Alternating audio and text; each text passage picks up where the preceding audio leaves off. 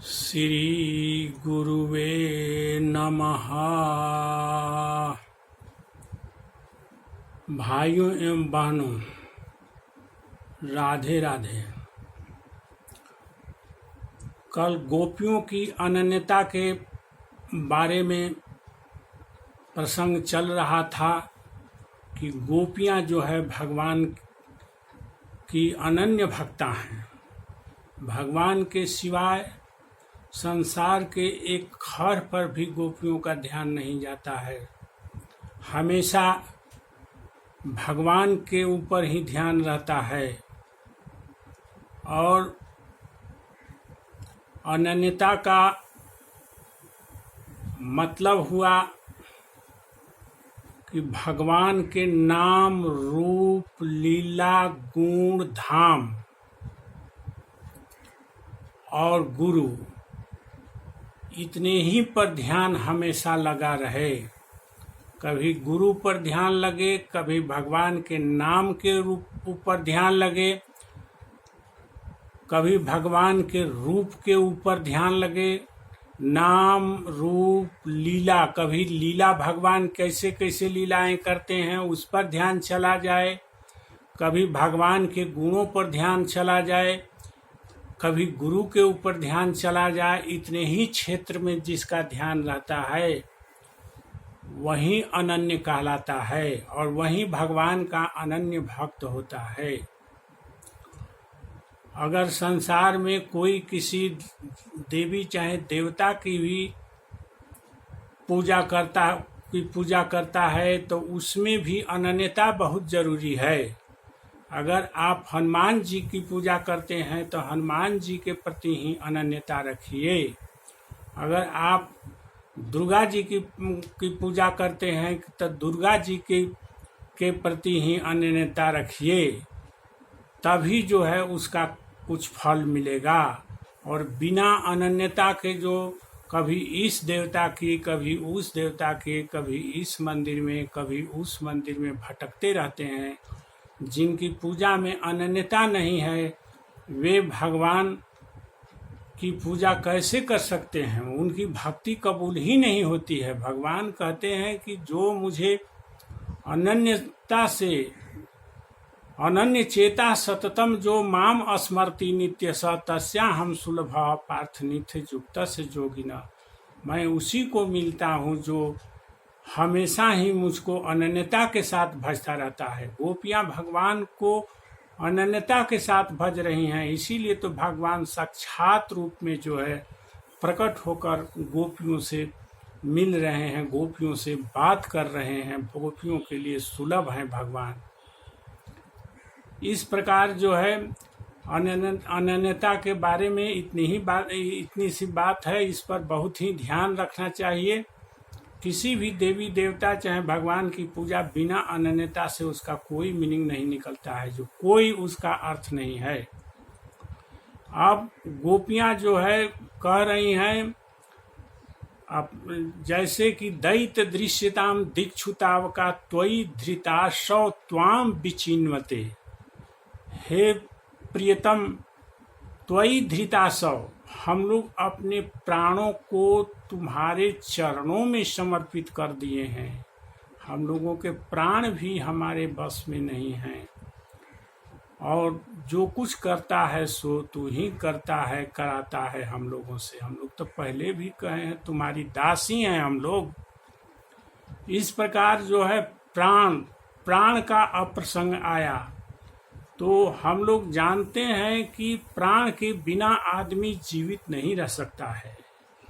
प्राण वायु ही पूरे शरीर को संचालित करती है, और प्राण के जो हम लोग सांस लेते हैं जिस प्राण को, इसी सांस के चलते सारी शरीर की सारी चेष्टाएं होती रहती हैं। सांस नहीं रहे तो आदमी मृतप्राय हो जाए, और सांस जिस घड़ी निकल जाए, प्राण जिस घड़ी निकल जाए, उसी घड़ी आदमी मृत घोषित कर दिया जाता है कि आदमी मृत है। अब हम ध्यान देने लायक है जो है कि वेद में इन प्राणों के बारे में क्या कहा जाता है।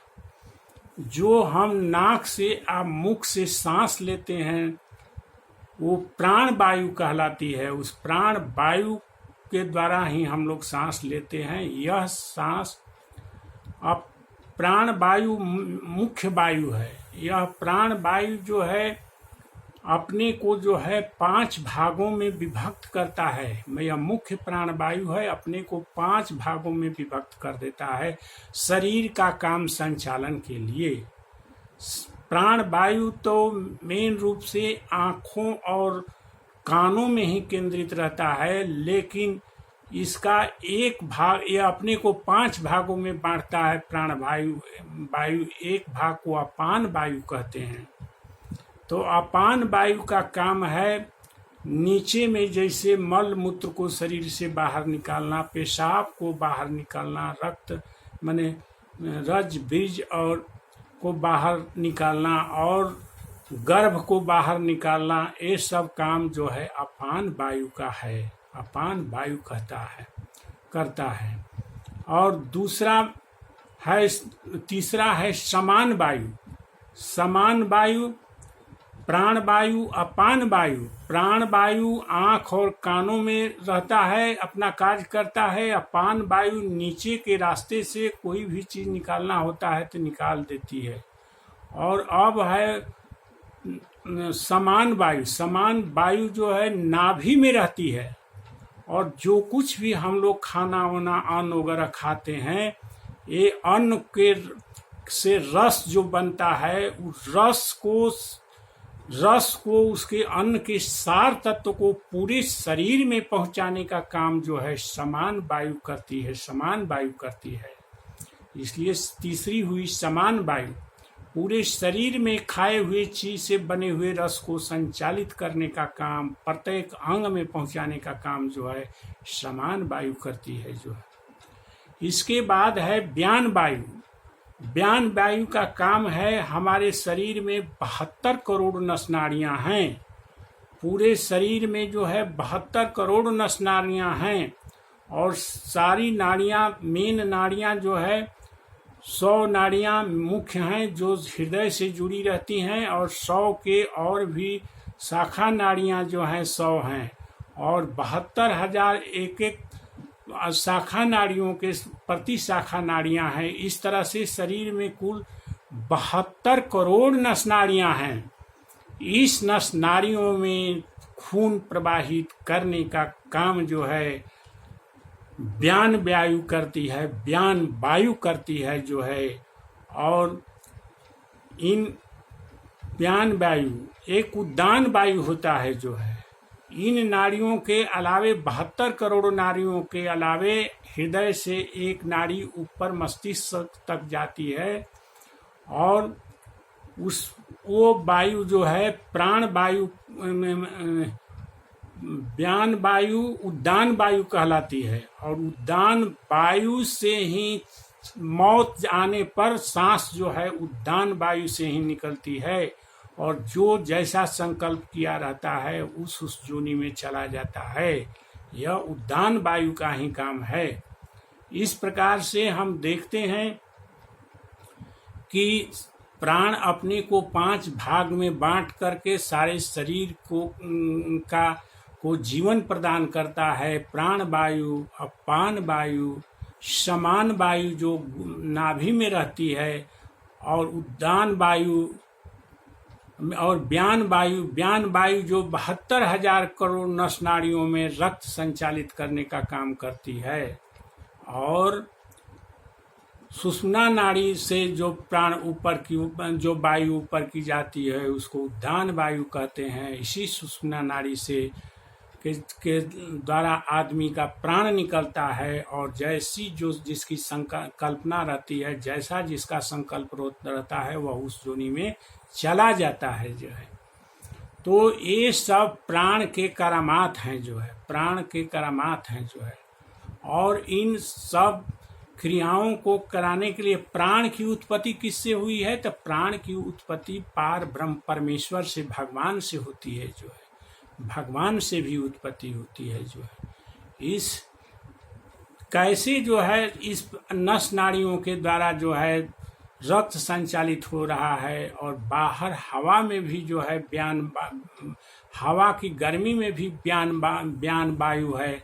दोनों अंदर की गर्मी और बाहर की गर्मी को बैलेंस करने के लिए जो है शरीर का टेम्परेचर, जैसे मान लेते हैं कि एक स्थिर सेंटीग्रेड पर 37 डिग्री सेंटीग्रेड 97 डिग्री फ़ारेनहाइट पर रहता है तो यह व्यान वायु का ही कमाल है।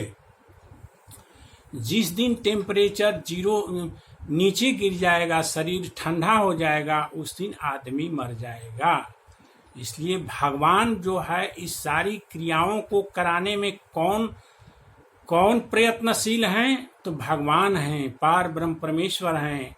हम लोग ऑटोमेटिक सांस लेते रहते हैं, सो जाने पर भी जब तक से 5 घंटा 6 घंटा की गहरी नींद में हम लोग सोते हैं, लेकिन ये श्वास की क्रिया जो है नींद में भी होती रहती है, नींद में भी होती रहती है।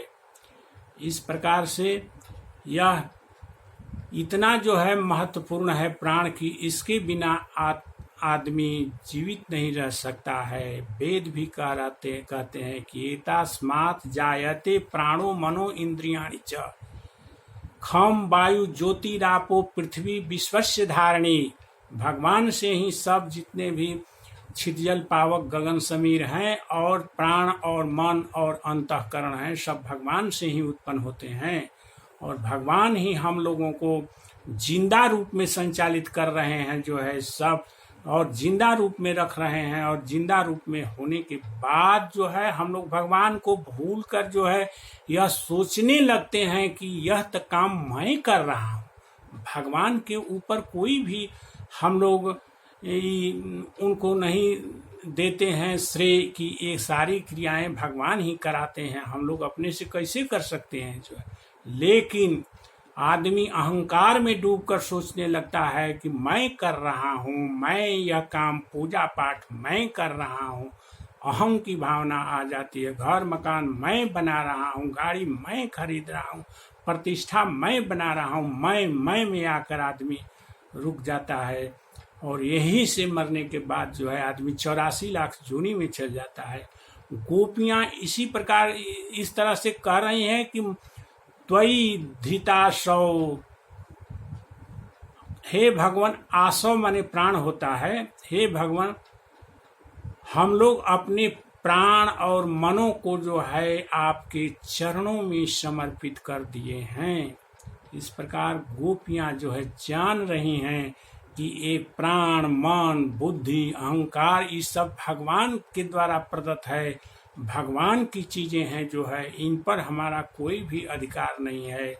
इसीलिए गोपियां अपने प्राणों को भगवान के चरणों में समर्पित करके कह रही हैं कि प्राण ही चेष्टा कराता है, प्राण ही संसार में सब कुछ कराता है। भगवान, ये प्राण ही हम लोग आपके चरणों में समर्पित कर दिए हैं।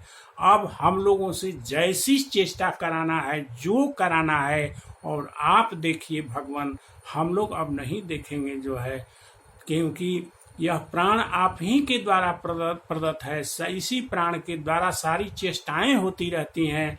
अतः भगवान अब जो कुछ भी चेष्टाएं हैं आपको समर्पित कर दिए हैं। हम लोगों से जो भी कराना है वो कराइए जो है। इस प्रकार से यह त्वयि धृतासौ प्राण विचिन्वते, इसलिए आपको हम लोग अपने प्राणों को समर्पित कर दिए हैं।